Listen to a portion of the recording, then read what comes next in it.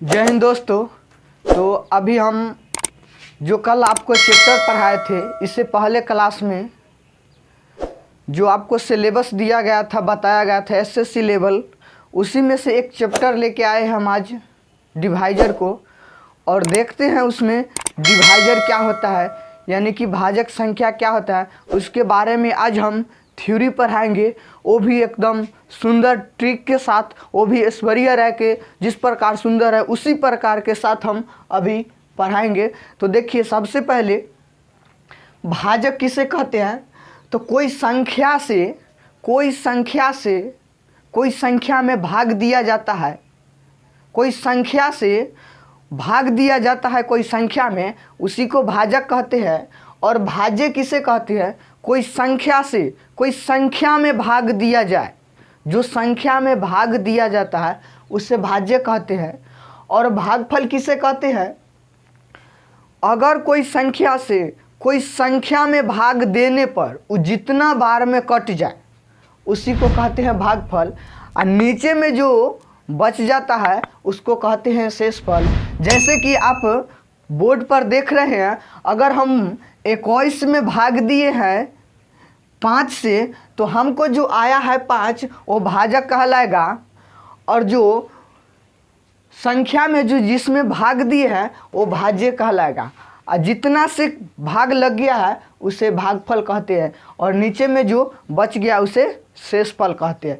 तो इसमें एक फार्मूला तैयार होता है। तो देखिएगा, अगर भाज्य हमको निकालना है तो भाजक को और भागफल को गुना कर दीजिए और शेष को जोड़ दीजिए, तो ये क्या हो जाएगा? भाजक प्राप्त हो जाएगा। तो यहाँ पर देख लीजिए, उसी प्रकार हमको भाज्य कितना लाना है? तो भाज्य 21 लाना है, हो गया।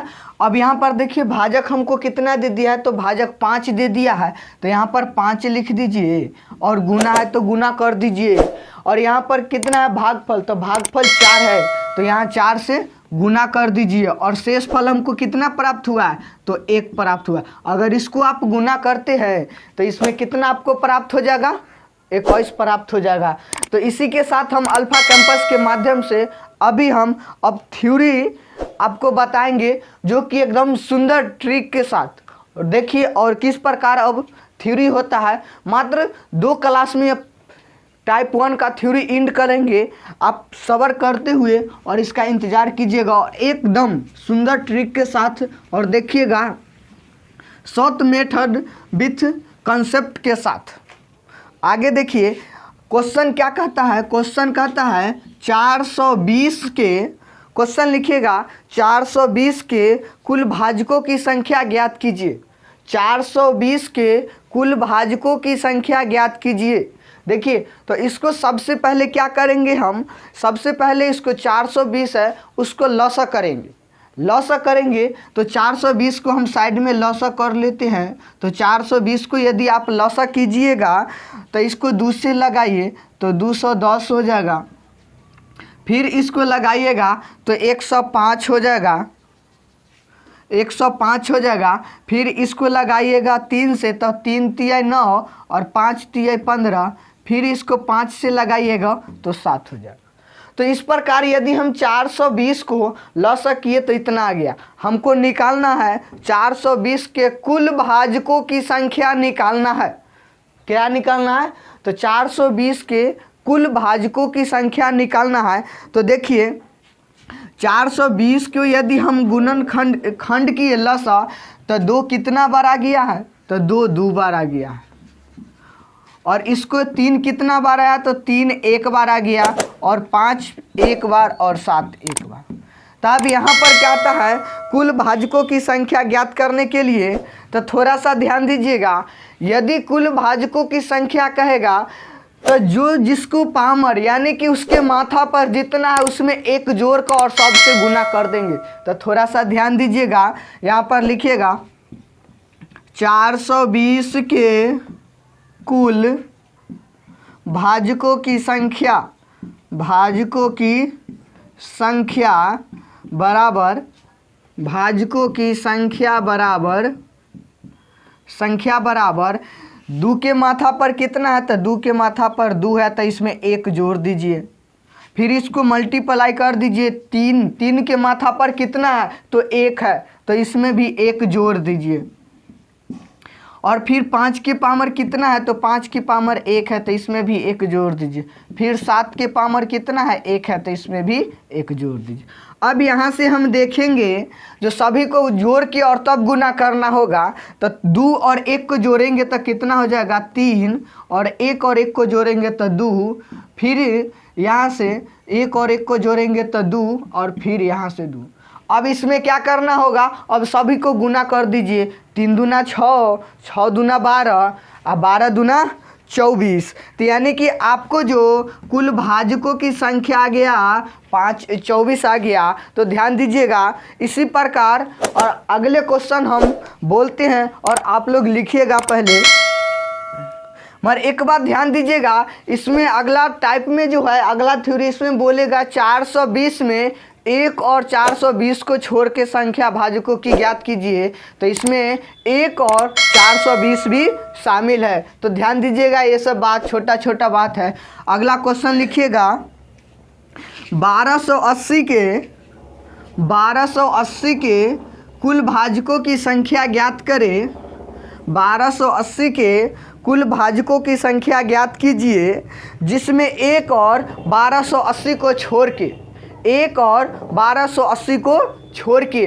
अब ध्यान दीजिएगा, क्वेश्चन लिख लीजिएगा, 1280 के भाजकों की संख्या ज्ञात कीजिए, जिसमें 1 और 1280 को छोड़ के ज्ञात करना है। तो जस्ट जो पीछे अभी बताए हैं उसी प्रकार करना है।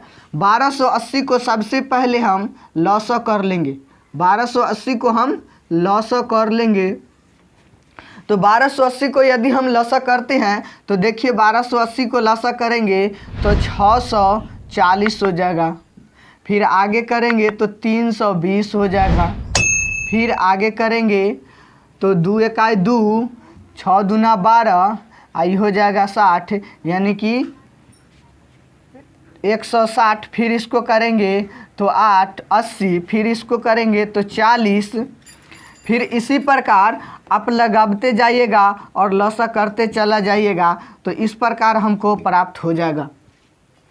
तो अब इसमें क्या कहता है, 1280 के भाजकों की संख्या ज्ञात कीजिए, जिसमें 1 और 1280 को छोड़ के ज्ञात करने के लिए कहता है। तो थोड़ा सा ध्यान दीजिएगा, यहाँ पर 1280 के भाजकों की संख्या कहता है ज्ञात करने के लिए, भाजकों की संख्या ज्ञात करने के लिए कहता है। तो इसका गुणनखंड कितना आया है, 1, 2, 3, 4, 5, 6, 7, 8, यानी कि 2 के पावर कितना हो जाएगा, तो 2 के पावर 8 हो जाएगा। और 5 के पावर कितना है 1 है। चूँकि 2 कितना बार आया है, 2 8 बार आया है, और 5 कितना बार, 5 1 बार आया है। तो जस्ट उसी प्रकार ज्ञात कर लेना है। तो इसमें भी क्या करना है, जिसके माथा पर जितना है उसमें 1 जोड़ के और गुना कर देना है।